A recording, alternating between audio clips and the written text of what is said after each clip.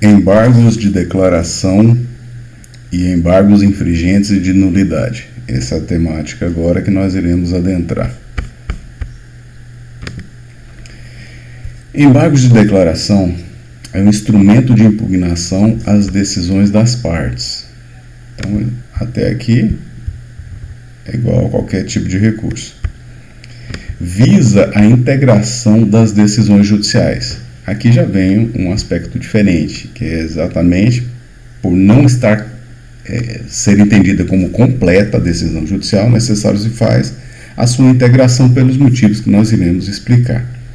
Integrar é completar exatamente para dar a compreensão que uma decisão judicial deve ter.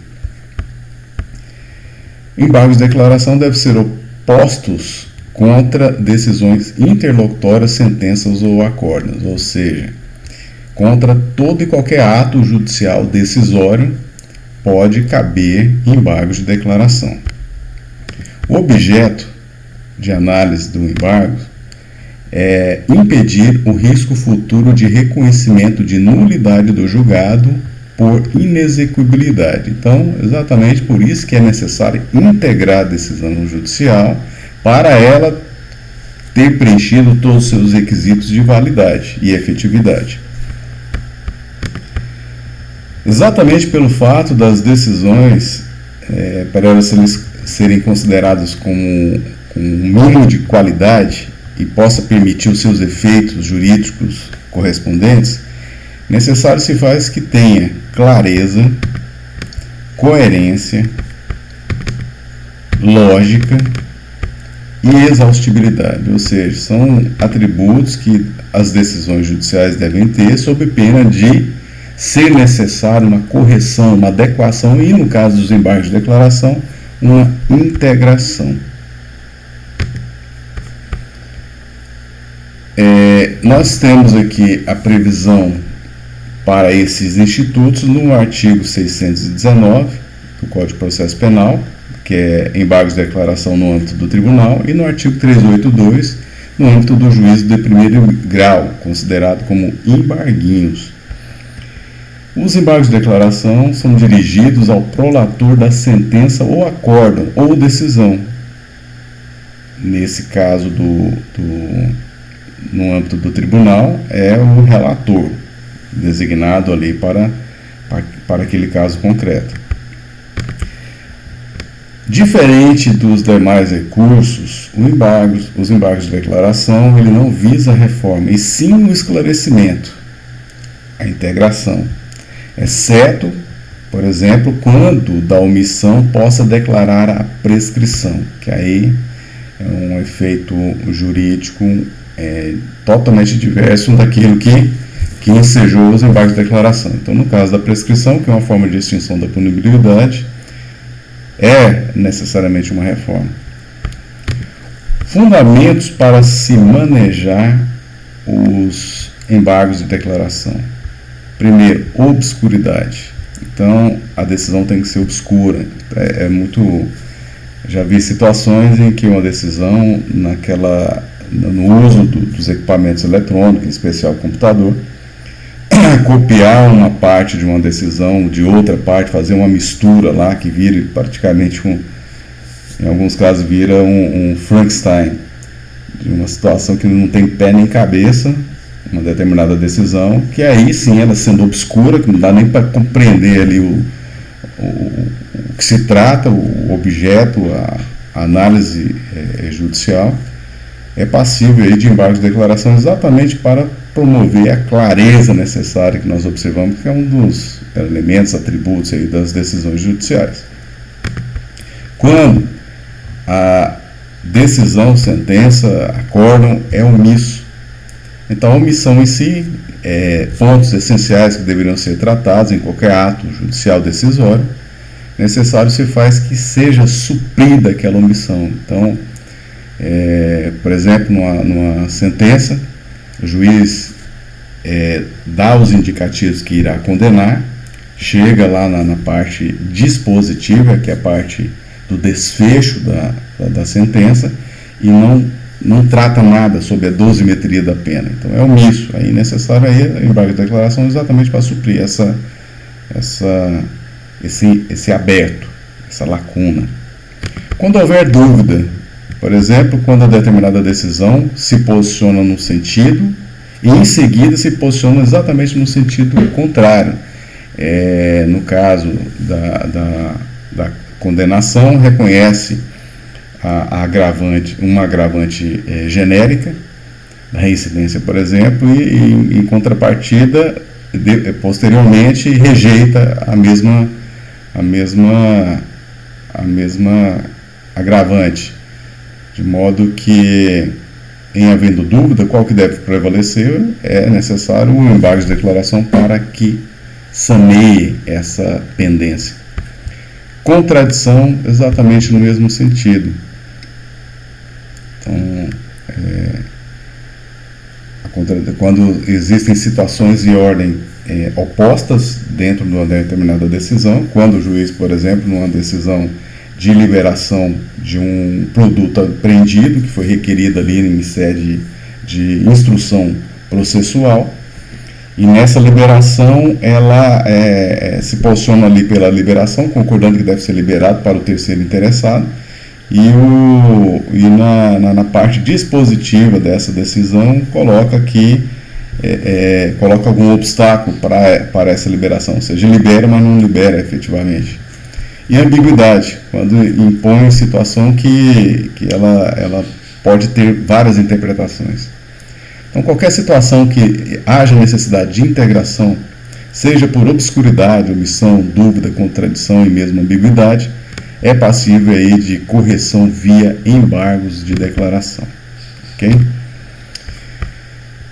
Não há contrarrazões, muito embora alguns doutrinadores aduzam a necessidade. Então é interessante nós observarmos que o manejo dos embargos de declaração, aquele que vai interpor essa modalidade recursal, deve necessariamente apresentar as razões que justificam ali a omissão, contrariedade, dúvida ou mesmo ambiguidade.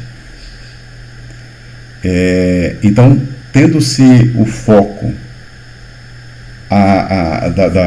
da correção via embargos de declaração, simplesmente a integração para que a decisão ela tenha todos os seus atributos de validade, não haveria que se falar em contrarrazões recursais, até porque ele vai só integrar aquilo que ele deixou de fazer ali de modo contundente na decisão judicial.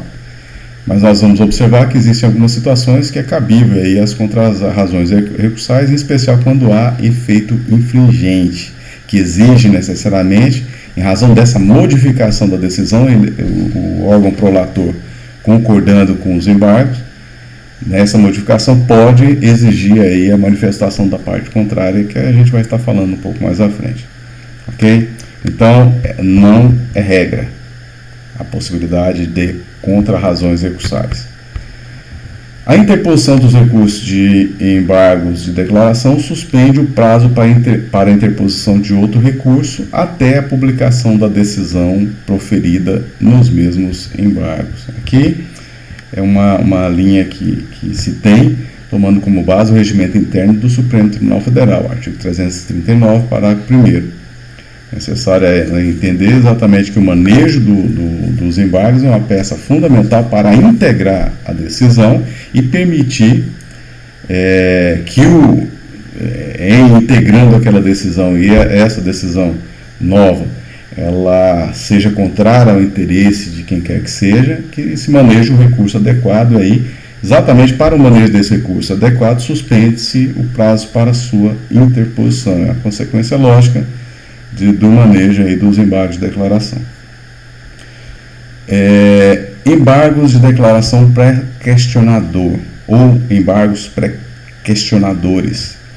Nós temos aí a súmula 356 do Supremo Tribunal Federal, que indica o seguinte: ponto omisso da decisão sobre o qual não foram opostos embargos declaratórios não pode ser objeto de recurso extraordinário, por faltar o requisito do pré-questionamento.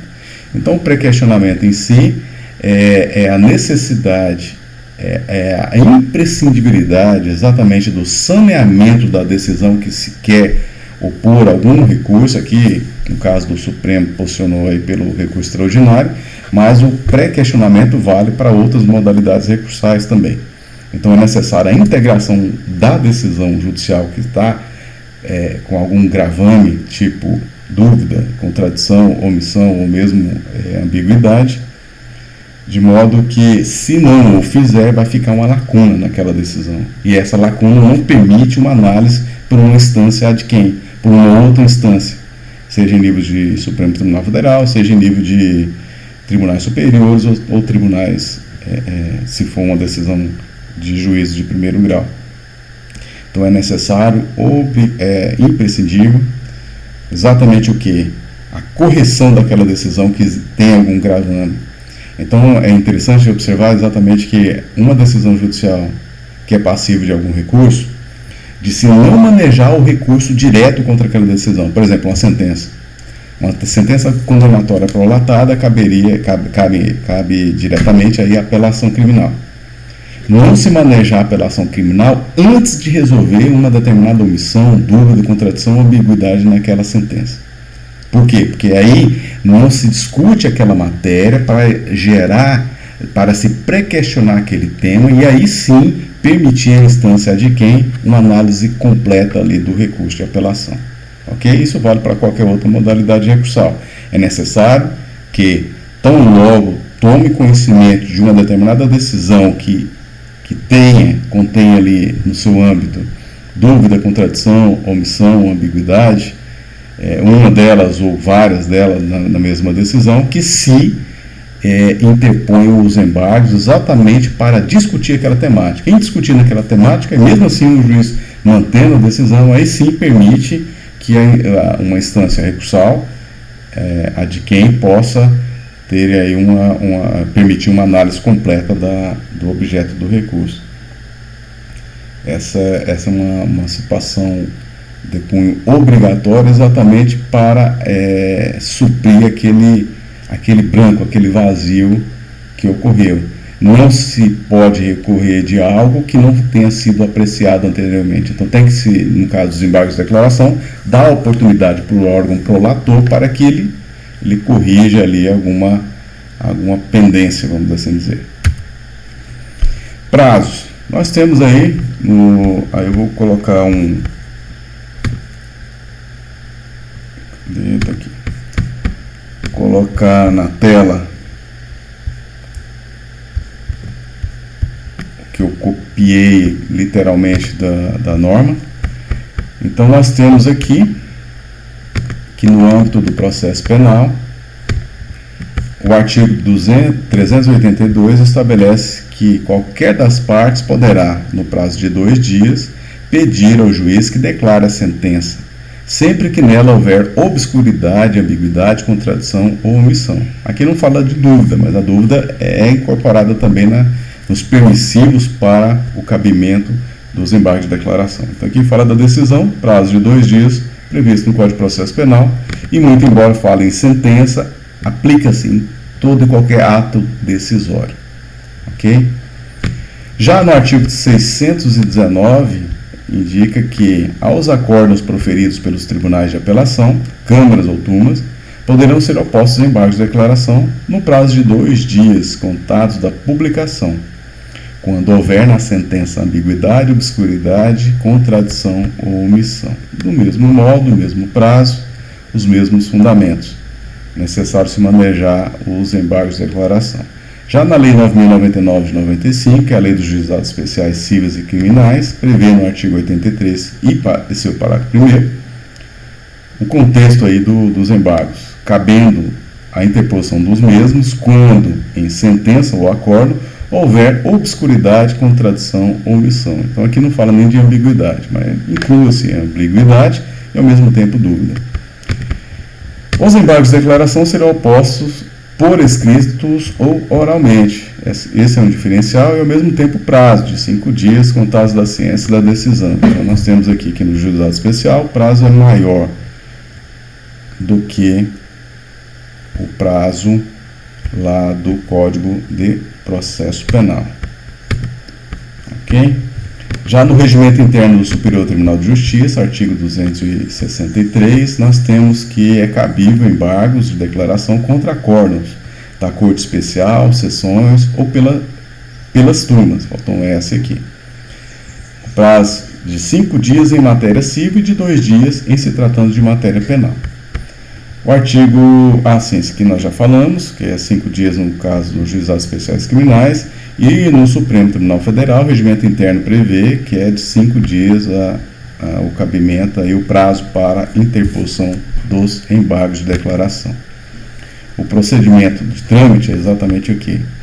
A apresentação da petição, que já deve acompanhar as razões recursais. No caso da petição, mas nós observamos que no juizado especial ela pode ser oral.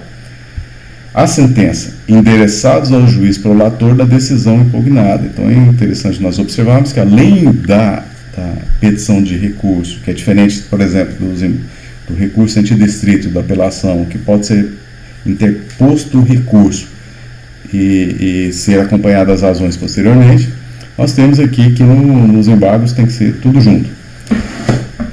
E o direcionamento desse recurso é para o órgão que prolatou aquela determinada decisão, ou sentença, ou acordo.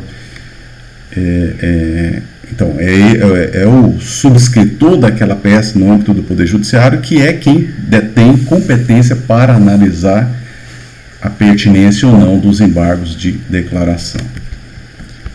Então é isso, seja no âmbito do juízo de primeiro grau, que é a sentença, seja no âmbito do tribunal. Aquele que prolatou o ato em si, que é passivo de recurso, necessário a sua correção. Uma observação que se faz é que no âmbito do tribunal, o acórdão proferido, que o acórdão é a decisão dos tribunais.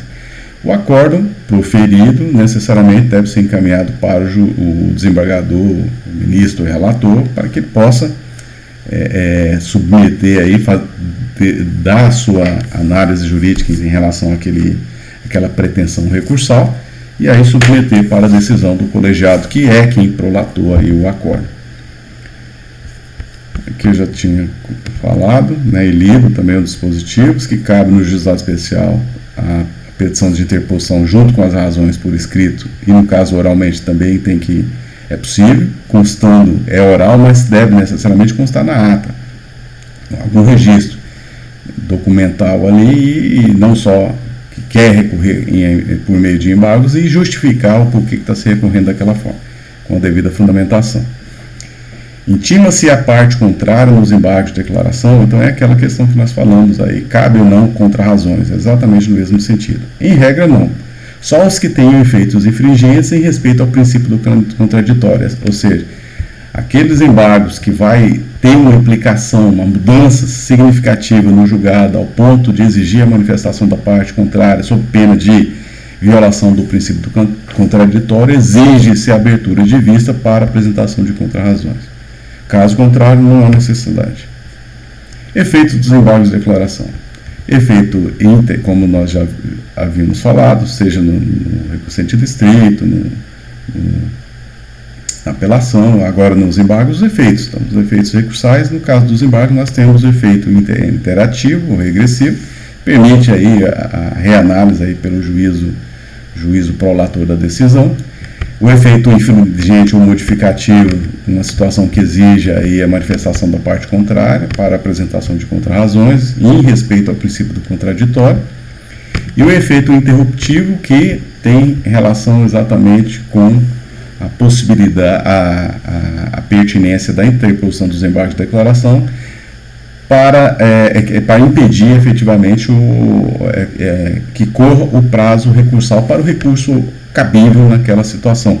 O recurso, vamos assim dizer, o recurso normal, que seria, no caso da sentença, apelação, no caso de uma decisão interlocutória, regra geral, recurso antidistrito. Então, corrige-se primeiro a decisão que se impugna, para depois permitir o prazo, o manejo do recurso adequado para aquela situação.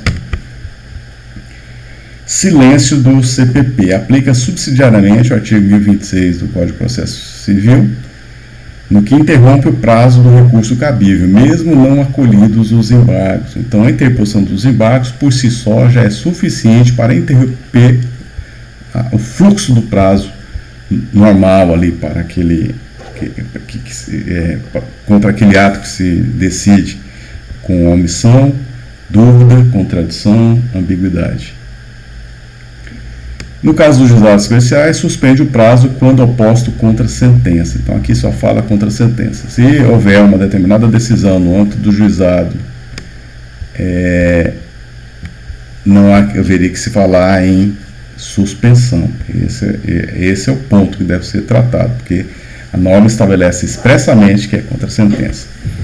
No caso do Superior Tribunal de Justiça Supremo Tribunal Federal, suspende o prazo para interposição de recurso. Isso está taxativo. Então, nós observamos que o manejo dos embargos de declaração suspende o prazo para a interposição do recurso adequado. Então, suspender, é interessante nós observarmos exatamente que não é a mesma coisa que interromper. A suspensão, até a data do manejo do recurso dentro do prazo cabível para o recurso, conta-se para fins da interposição do recurso adequado. Por exemplo, são 2 dias de embargo de declaração. Se foi só manejado os embargos no segundo dia, aquele primeiro dia conta para, depois de decididos os embargos, para o manejo do recurso cabível ali, que seria, por exemplo, apelação, recurso em sentido estrito. Então, aí já se perde um dia. Suspensão exatamente nesse sentido.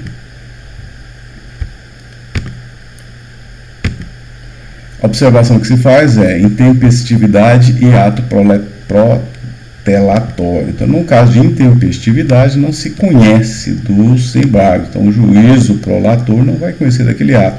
E se a interposição dos embargos ela for meramente protelatória, aí nós vamos observar que o artigo 339 do Regimento Interno do Supremo diz que suspende o prazo para interposição de outro recurso, salvo na hipótese do parágrafo 2º. E o parágrafo 2º indica que, quando meramente protelatórios, assim declarados expressamente, será um embargante condenado a pagar ao embargado multa não excedente de 1% sobre o valor da causa. Isso no âmbito do processo civil. Mas pode acontecer de utilizar esse mesmo recurso, essa mesma uma condenação diferenciada no âmbito do processo penal, nada impede que isso ocorra, por similitude. Superior Tribunal de Justiça, via da súmula 98, fala que para pré-questionamento não é protelatório. Então, se deixar muito claro no âmbito da interposição dos embargos de declaração que ele tem efeitos pré-questionadores, não há que se falar em atribuir a sanção de protelatório. Os embargos, aqui uma decisão do Superior Tribunal de Justiça. Os embargos de declaração tempestivamente apresentados, ainda que considerados protelatórios, interrompem o prazo para a interposição de outros recursos, porquanto a pena pela interposição do recurso protelatório é a pecuniária e não a sua desconsideração. Ok? Então, deve necessariamente ser analisado.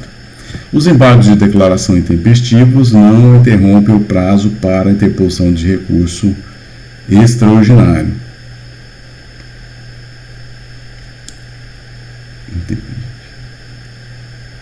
Sim, intempestivo, ou seja, fora do prazo. Então, fora do prazo, acabou, né?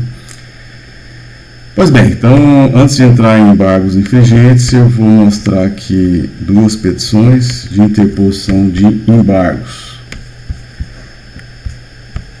que eu fiz. Então, uma no âmbito do juizado especial, ou seja, está direcionada ao juízo prolator, que é no âmbito lá do GECRIM, embargos de declaração. E aqui apresenta-se não só os argumentos de fato e de direito que justificariam uma revisão da sentença. Aqui, em um determinado caso concreto, eu coloco pontos que justificam aí a incidência e a demonstração da omissão, dúvida, contradição ou ambiguidade, conforme o caso. E lá no final é o pedido. Né? O pedido deixa eu ver aqui que eu coloquei. Olha lá, visando suprir omissão detectada detectado. Então aqui já estou colocando claramente o que se entende como inadequado da decisão, que precisaria da sua integração. Tem um outro caso que foi manejado no juízo comum criminal, 4ª Vara Criminal de Boa Vista, embargos de declaração, e aqui eu coloco o fundamento legal para a sua interposição, e aí eu coloco assim, o motivo. O motivo é exatamente da decisão ser considerada como omissa ou lacunosa. Então, exatamente por causa disso, necessário se faz, ao ver de quem está recorrendo, eu no caso, que corrigisse. Então essa aqui é uma situação muito simples, foi colocada, esclarecida e pedido aí a sua integração, e não reforma como nós observamos, que a reforma só se aplica a situação diferente. No caso dos embargos de declaração pré-questionadores, necessário se faz demonstrar na exposição do direito em especial, e aqui também, de repente, inserir que esses embargos de declaração são embargos declaratórios pré-questionadores. Pronto, assim, exatamente isso. E justificar ao longo aí da exposição jurídica, que é exatamente embargos de declaração pré-questionadores. E aqui no final, principalmente, mencionar que é embargos de declaração pré-questionadores, exatamente para suprir omissão, dúvida, lacuna, contradição, ambiguidade, qualquer outro termo que justifique a integração da decisão judicial. Então, é nesse sentido que nós deveremos entender o alcance dos embargos. E aí, falado sobre embargos de declaração, nós entraremos em embargos infringentes de nulidade. Noções que se tem. Funcionam como impugnação destinada ao reexame de decisões, aqui é o que importa, decisões não unânimes dos tribunais de segunda instância no julgamento de apelações, recurso em sentido estrito e agravos em execução, desfavoráveis ao acusado. Então aqui já tem vários pontos, Lima ele coloca claramente, vários pontos que justificam o manejo e os requisitos aí para o manejo dos embargos de infringência ou de nulidade. Primeiro, decisão não unânime. Segundo, no âmbito de tribunal. Terceiro, que só sobre apelação, recurso em sentido estrito ou agravo em execução. E quarto, desde que sejam desfavoráveis ao acusado. Então são os requisitos, a gente vai estar falando também, explicando melhor. A previsão legal está lá no artigo 609 do Código de Processo Penal.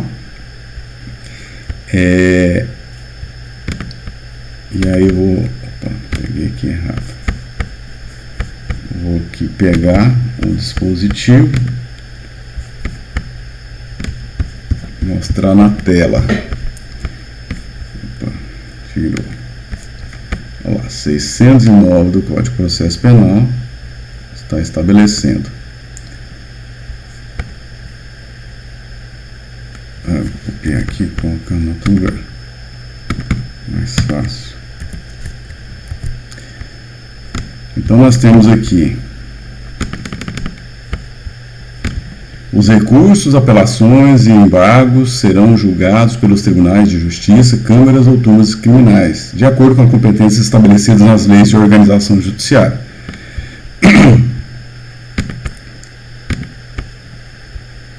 Se o desacordo for parcial, os embargos serão restritos à matéria objeto de divergência, exclusivamente em relação ao ponto que se questiona, evidentemente. Deve ser necessariamente desfavorável ao réu, como nós observamos, ou seja, é uma modalidade de recurso exclusivo da defesa. Portanto, é vedada a reformatio impediu, de acordo com o que nós já falamos sobre o princípio, com esse mesmo nome.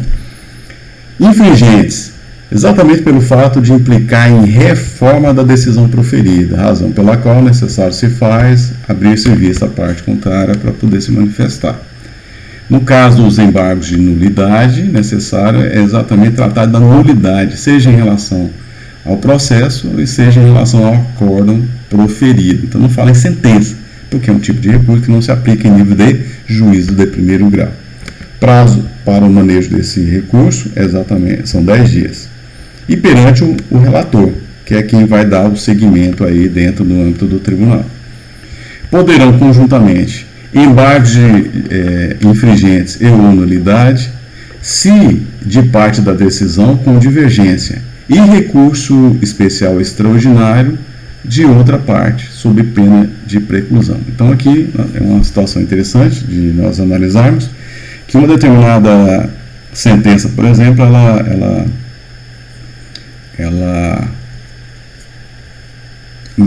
um determinado acordo, exatamente que é o ponto, determinado acordo, parte do acordo, existem fundamentos para o manejo dos embargos de infringentes e de nulidade. Então, parte desse acordo se ataca exatamente com esse recurso, e muito embora essa parte ela possa ter justificativa para o manejo de recurso especial e ou extraordinário, conforme o caso, não se faz isso no primeiro momento, exatamente por aquele argumento que nós falamos, do pré-questionamento. Necessário pré-questionar aquela temática via embargos infringentes e ou de nulidade, para posteriormente apresentar-se o recurso adequado, aí que no caso seria o especial e o extraordinário, conforme a situação.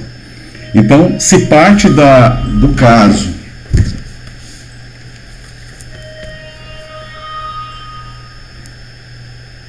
aí eu vou ter que parar aqui um pouco.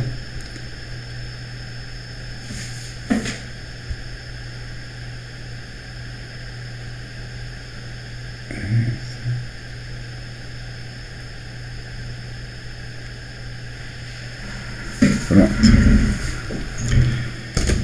Então, assim, se em relação à parte do acordo, se já se manejou, até com efeito pré-questionador, o recurso adequado, que seria o recurso embargos de infringente ou nulidade, a outra parte, que pode também ferir matéria infraconstitucional ou mesmo constitucional, já diretamente pode se interpor aí o recurso especial extraordinário. Ok? E aí, quando do julgamento dos embargos de infringentes e de nulidade, em se pré-questionando a matéria, aí sim pode-se manejar o recurso especial e o extraordinário, conforme o caso e o cabimento. Ok? Então, é necessário exatamente no momento do acordo proferido, se questionar devidamente com os recursos adequados, se cabível aí, sob pena de preclusão. Nós temos aqui alguns posicionamentos. Supremo Tribunal Federal: são inadmissíveis embargos infringentes contra a decisão em matéria constitucional submetida ao plenário dos tribunais. Aqui é um posicionamento, aí já é o Supremo Tribunal Federal, aí não dá para se discutir. Súmula 293. Da decisão que se seguir ao julgamento de constitucionalidade pelo Tribunal Pleno, são inadmissíveis embargos infringentes quanto à matéria constitucional. Novamente, o Supremo aí batendo o martelo em relação às suas decisões.